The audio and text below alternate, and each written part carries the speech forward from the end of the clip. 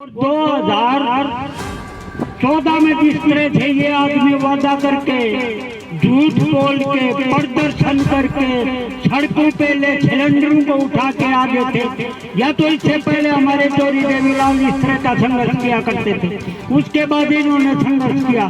देखो, मैं विपक्ष की पार्टी से ये जरूर कहना चाहूंगा, अब भी मजबूत होते हुए भी हरियाणा में आपका संघर्ष कम दिखाई दे रहा है, क्योंकि इन किसानों को अब किसी से आस है तो इसी विपक्ष पार्टी से आस है, और किसी से आस नहीं है कि हमें कोई कुछ दे देगा। तो इसलिए मैं इस पार्टी विशेष से यह अनुरोध करता हूँ, अब भी अपने संघर्ष को तेज करो और इन बदमाशों को यहाँ से हटाओ। बहुत बहुत धन्यवाद।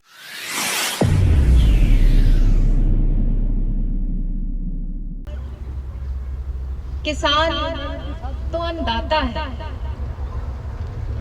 मुझे याद है, मेरे पिता बताया करते थे कि इस रेतीले इलाके को किस तरीके से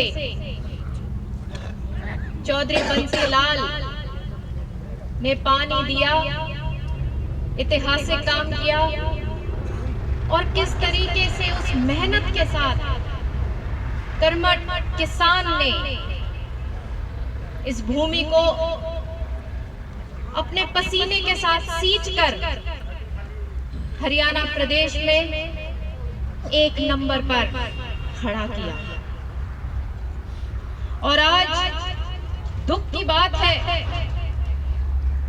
कि बड़े बड़े हमारे जो इस देश के नेता रहे हैं, जिन्होंने तिरंगे के लिए लड़ाई लड़ी, उनका नारा जो उन्होंने देश को दिया, जय जवान जय किसान, वो जवान और किसान जितना पिछले 10 साल में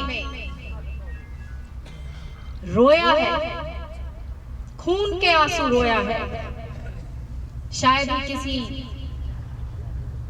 और सरकार के नीचे इस प्रकार से काम हुआ होगा। इस सरकार ने क्या नहीं बोला, इस पार्टी ने क्या नहीं कहा, और आप सब जानते हैं कि किस प्रकार से आपको जूझना पड़ा इस सरकार के साथ, जैसे कोई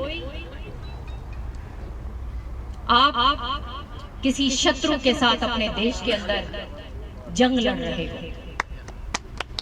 आज भी रोंगटे खड़े हो जाते हैं जब बॉर्डर्स के थ्रू हम निकलते हैं और देखते हैं कि बॉर्डर पे इस तरीके से नाकाबंदी कर रखी है जैसे कोई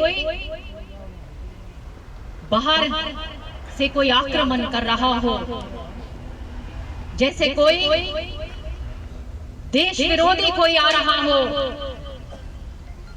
क्या आज किसान राजधानी तक नहीं जा सकता? क्या वो आंदोलन नहीं कर सकता जब उसको अपना हक नहीं मिलता? क्या आज आप अपनी बात भी नहीं कह पाते? 13 साढ़े 13 महीने, जैसे मेरे बड़े बुजुर्ग कह रहे थे, आप मजबूर होकर आपने आंदोलन करे, शहादत तक दी, और अभी भी हाल में एक ने फिर से अपनी शहादत दी, और इस सरकार ने कहा कि नहीं, वो किसान की हत्या नहीं है।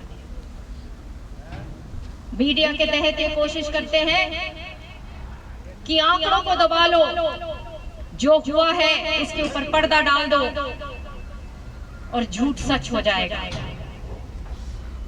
क्योंकि ये खेल उन्होंने बार बार खेला है, और वो सोचते हैं कि इस प्रकार से करेंगे तो कामयाबी उनको फिर से मिलेगी। लेकिन ये वो वर्ग है जो प्रभु ने पृथ्वी बनाई है, लेकिन किसान एक अन्नदाता के रूप में इस पृथ्वी को तैयार करता है। आज अगर कोई इस सरकार को झुकाएगा और पलटा इस समय का करेगा तो मेरे ये अन्नदाता, मेरे बड़े बुजुर्ग, मेरे भाई आप लोग करेंगे।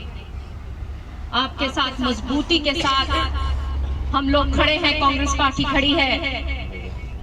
और किरण जी ने भी, आपने बहुतों ने देखा होगा कि उन्होंने जोरों शोरों से एमएसपी का प्रस्ताव लाने की कोशिश करी थी विधानसभा में।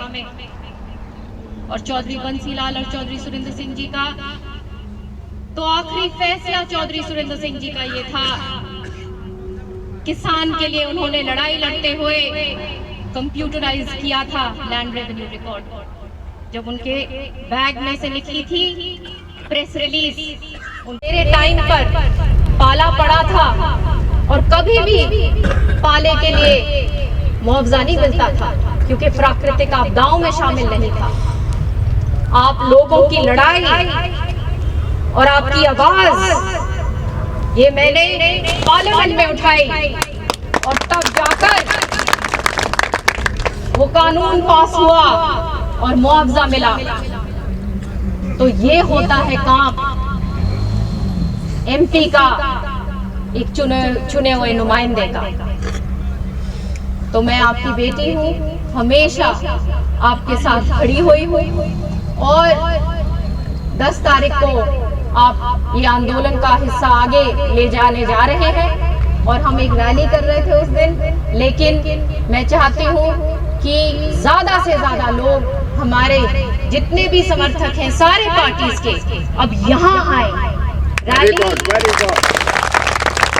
होती रहेगी, चुनाव का भी माहौल है, रैली भी होंगी, लेकिन हम चाहते हैं कि ज्यादा से ज्यादा लोग यहाँ पे आए। और आप भी, जितने भी मेरे भाई हैं, बुजुर्ग हैं, जो मेरी बात मानते हैं, आपसे सबसे निवेदन है कि ज्यादा से ज्यादा यहाँ पे आइएगा और इस धरने को मजबूती दीजिए। इसी के साथ साथ मैं अपने बड़े बुजुर्गों का बहुत धन्यवाद करती हूँ। साथ में आए हैं और बड़ा आह्वान श्रुति चौधरी के द्वारा किया गया है कि अपने जो दूसरे कार्यक्रमों को छोड़ करके इस धरना प्रदर्शन में शामिल होने के लिए उन्होंने कहा है। तो किस प्रकार से आगे की जो कार्रवाइयाँ आप लोगों के द्वारा की जाएंगी? जो हमारे नेता आदरणीय श्रुति चौधरी जी का निर्देश है, 10 तारीख की उन्होंने जो है अपनी रैली कैंसिल करके सभी साथियों को निर्देश दिया है कि वो सब इस 10 तारीख को जो है धरने में जो किसान आंदोलन है इसको समर्थन देने यहाँ पहुँचे और रेल रोको प्रोग्राम में भी पूरी तरह शामिल हों। ये धरने को जो रैली में हमारे जितने कार्यकर्ता आएंगे वो सभी के सभी यहाँ रैली में पहुँचेंगे।